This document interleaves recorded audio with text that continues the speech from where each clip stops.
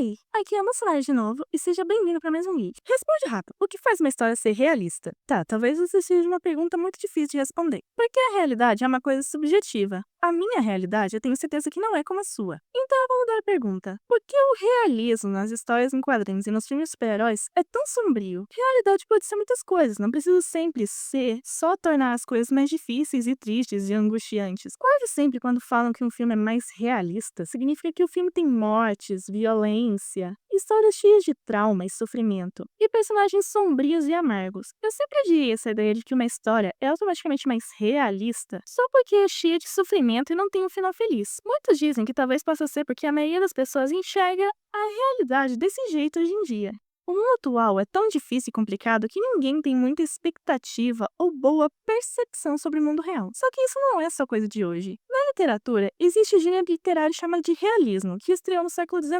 Foi um movimento fundado para ser um contraponto ao romantismo, que era um movimento muito idealizado e escapista. O realismo surgiu para mostrar ao romantismo que as coisas não eram bem assim. O mundo real era mais complicado do que isso. O primeiro grande exemplo dessa escola literária foi o romance Madame Bovary, do escritor francês Gustave Flaubert. É um romance sobre uma mulher chamada Emma, que é completamente ingênua e romântica, e sonha em se casar, porque ela acha que isso vai fazer a vida dela melhor. Mas depois que ela se casa, ela descobre que não é bem assim, e fica tão desiludida que procura um amante, achando que o que um homem não consegue dar pra ela, o outro deve dar. Sim, claro, porque fazer a mesma coisa duas vezes vai dar um resultado diferente, né? Óbvio que não dá. Então, depois que ela se dá muito mal com os dois homens, ela fica tão desiludida que resolve se matar. Ela bebe veneno, achando que vai ter uma morte tão bonita e delicada quanto o suicídio da Ofélia de Hamlet. Só que isso não acontece. A morte é lenta e dolorosa, um último choque de realidade para Emma. Porque é isso que o livro inteiro é, um choque de realidade. Foi escrito para mostrar que a vida não era romântica, a realidade era difícil. E eu acho que essa foi a intenção com os quadrinhos e os filmes. A ideia de que um pouco de realismo poderia deixar as histórias mais interessantes. Mas o que as histórias de hoje não entenderam foi que uma história realista é diferente de uma história depressiva e cruel. Realismo significa que um universo fictício reconhece consequências ruins que normalmente não existem nas histórias. Por exemplo, o Homem-Aranha não conseguiu salvar a Gwen Stacy da morte porque a inércia foi tão forte que ela quebrou o pescoço. É um bom exemplo de realismo em história em quadrinhos. Agora, absolutamente todos os super-heróis do mundo são bastardos egoístas, geneticamente modificados, manipuladores e inúteis, só porque aparentemente o autor da história não consegue imaginar um universo onde o super-herói pode ser bom, com certeza não é realismo. O bom realismo deveria ser quando uma história que tem uma premissa muito pouco real, como histórias onde homens com superpoderes vivem entre outras pessoas, é examinada através do ponto de vista da realidade, seja com consequências legais e bobas, como por exemplo a Miss Marvel escrevendo fanfic, um detalhe bem legal aliás, ou com consequências graves e ruins, como por exemplo uma morte particularmente trágica deixando um personagem traumatizado pela vida. Mas comigo falando assim parece que eu odeio o realismo nas histórias de super-heróis, né? Mas não, eu não odeio. Na verdade, eu tendo a preferir histórias sombrias no geral. Quer saber dos meus super-heróis favoritos? Batman e Demolidor, dois vigilantes traumatizados e ferrados da cabeça cheios de culpa católica, literalmente. Minha história em quadrinhos preferida? Maus. Provavelmente a história em quadrinhos mais deprimente já feita pela humanidade, e uma das mais perfeitas também. O meu filme de super-herói favorito é O Cavaleiro das Trevas, que deve ser um dos filmes de super-heróis que o herói principal mais se ferra no final. Não, eu não odeio esse tipo de história. Na verdade, se você olhar para quando as histórias de super-heróis começaram a ficar mais realistas nesse sentido, elas eram boas histórias. As histórias em quadrinhos passaram a se tornar assim na chamada Era das Trevas dos quadrinhos, do começo dos anos 80 até o final dos anos 90. E se você for ver as histórias em quadrinhos dessa época, alguns dos melhores quadrinhos desse formato foram lançados durante esse período. Foi a época, por exemplo, de A Morte da Gwen Stacy, Guerras Secretas, Watchmen, A Queda do Morcego, Crise nas Infinitas Terras, O Cavaleiro das Trevas Retorna. Muitas histórias maravilhosas foram escritas nessa época. E o realismo presente nessas histórias mostra como as consequências reais, quando usadas bem, podem moldar narrativas perfeitas. O realismo, nesse caso, permitiu que questões profundas pudessem ser discutidas nos quadrinhos, como a morte, a política, a ambiguidade moral, foram incorporadas de maneira profunda e bem escrita. E os resultados foram cenas que até hoje muitas pessoas ainda se lembram com nostalgia e carinho. Superman. Se parece por aí, estaria perfeito. O problema não é ter momentos sombrios ou tristes. O problema é que, durante os 30 anos seguintes, todos fingiam que essas histórias só fizeram sucesso por causa do suposto realismo delas. Realismo aqui sendo uma palavra vaga para violência sem sentido, sofrimento por valor de choque e personagens completamente desagradáveis. Muitas histórias em quadrinhos modernos funcionam apenas na base de que as histórias atraem as pessoas por conta de cenas de sexo e violência, e às vezes os dois juntos ao mesmo tempo, matches aleatórios de personagens, vulgaridade e tragédias traumáticas. E não importa o quanto tentem, essas histórias modernas nunca vão ser como o Watchmen, por exemplo. Não apenas porque a escrita maravilhosa do Alan Moore é incomparável, mas porque a história não é sobre como um mundo de super-heróis é ruim e sombrio, mas como, mesmo num mundo difícil e caótico, existem pessoas boas e momentos que fazem tudo valer a pena. O ponto principal da história é a esperança, não o desespero. E eu acho que isso é relevante de se lembrar hoje em dia, porque agora que os filmes super-heróis ficaram tão populares e difundidos na cultura pop, os universos cinematográficos estão repetindo esse mesmo erro. Os filmes estão ficando mais sombrios e violentos, os personagens mais antipáticos, mesmo aqueles mais famosos por serem exatamente o oposto. As situações dos personagens ficam mais angustiantes e existenciais, e isso nos leva ao exemplo do super-herói mais afetado por isso, o Superman. O Superman do universo estendido do DC foi infame enquanto durou, por ser um personagem completamente diferente dos gibis. Enquanto o Superman das HQs costuma ser gentil e generoso, puro de coração e idealista,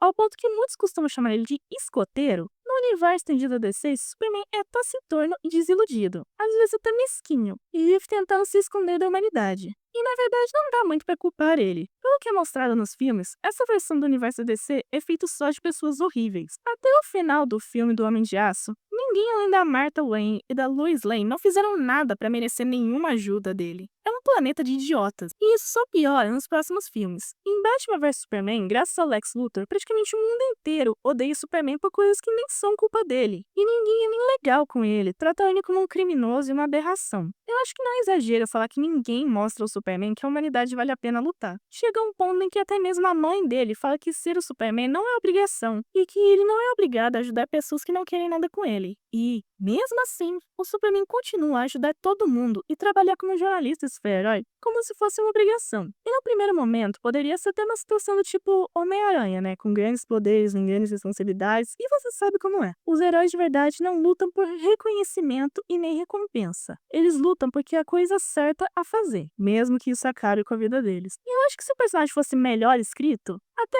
poderia ter funcionado. O problema é que o próprio Superman, o tempo todo, parece ser um personagem tão cansado e cínico quanto todo mundo. Esse Superman às vezes parece mais uma marionete do roteiro, fazendo coisas sem motivo nenhum. Não dá pra dizer que ele tem prazer em ajudar as pessoas, que ele fica feliz fazendo a coisa certa. Acho que é isso que o filme tenta nos fazer pensar que ele sente. Até porque o Superman se sacrifica no final do filme pra ajudar a cidade. Mas não é isso que a gente vê durante os filmes. Eu acho legal comparar o Superman do Zack Snyder com os personagens principais de Watchmen, outra HQ adaptada pelo Zack Snyder. Nos dois universos, o mundo é sombrio e cruel, e as pessoas são desagradáveis e egoístas. Os dois são filmes super-heróis bastante violentos e sombrios, mas têm diferenças importantes. O ponto de Watchmen é que super-heróis são incompatíveis com o mundo real, que é muito complexo, para simples pessoas fantasiadas saírem por aí e baterem nas pessoas até melhorar. Mas isso não é o mesmo que dizer que os super-heróis em si não têm bons motivos para tentarem ajudar. Cada personagem principal aqui se torna um super-herói por um motivo diferente, mas todos, à sua maneira, tentam fazer do mundo um lugar melhor. Eles são seres imperfeitos em um mundo difícil, mas tentam fazer o que podem. E o tema final da HQ são as pequenas gentilezas e bondades aleatórias do mundo. O universo estendido DC é outra história. O Superman era pra ser um personagem simpático e generoso, que ajuda as pessoas, não importa que ele não receba nada em troca. Mas, na prática, não é bem assim. Então é difícil fazer o Superman um personagem simpático quando ele próprio não sabe por que ajuda os outros. Ele age como se nem mesmo ele visse valor na humanidade. E enquanto isso é o ponto do Watchmen, onde os personagens principais deveriam ser pessoas ambíguas e falhas, o Superman deveria ser alguém por quem a gente devia torcer, mesmo que ele passe o filme todo choramingando, angustiado e duvidando de si mesmo. Eu sou 100% a favor do Superman do bem. Um homem tão honesto e íntegro que ele inspira os outros a serem melhores. Eu sei que muitas pessoas dizem que esse Superman não serve como protagonista hoje em dia, e eu só tenho a dizer pra elas que essas pessoas devem ser muito infelizes, que simplesmente acham tão difícil assim de acreditar em uma pessoa que simplesmente é boa só por ser boa. Embora eu não diria que o universo estendido a DC é completamente ruim, como muitas pessoas falam, uma coisa que eu acho que poderia melhorar com certeza é a caracterização do Superman. Por isso que eu tô animada pra estreia do novo filme do Superman do James Gunn. Só pelo trailer, eu criei expectativas de que esse novo Superman vai ser muito melhor que o anterior. Não que isso seja muito difícil também, né? Porque eu acho que pode ser um filme mais alegre e esperançoso, que devolva um pouco da bondade e otimismo tão característicos do Superman. E assim, eu espero que traga um novo fôlego para as histórias dos super-heróis. Porque, afinal, as HQs nasceram assim, tão bregas e fantasiosas quanto as pessoas vivem reclamando de serem. E eu mal posso esperar para o gênero retornar um pouco às raízes, porque pelo menos para mim não importa se o filme é sério ou engraçado. O que importa é a história ser boa. Afinal, não é esse o ponto de todos os filmes? Muito obrigada por assistir até aqui. Comenta aí embaixo qual a sua opinião sobre esse realismo dos filmes de hoje e qual versão do Superman é a sua favorita. Se inscreva no canal e ative o sininho se não quiser perder mais vídeos como esse. Dê o like e compartilha para o meu canal ganhar mais exposição e me siga nas minhas redes sociais para me dar uma força. Sai vídeo de novo todo domingo às 10 horas da manhã e até quando nos vemos de novo na semana que vem, nessa mesma hora e nesse mesmo canal. Moça Nerd desliga. Tchauzinho.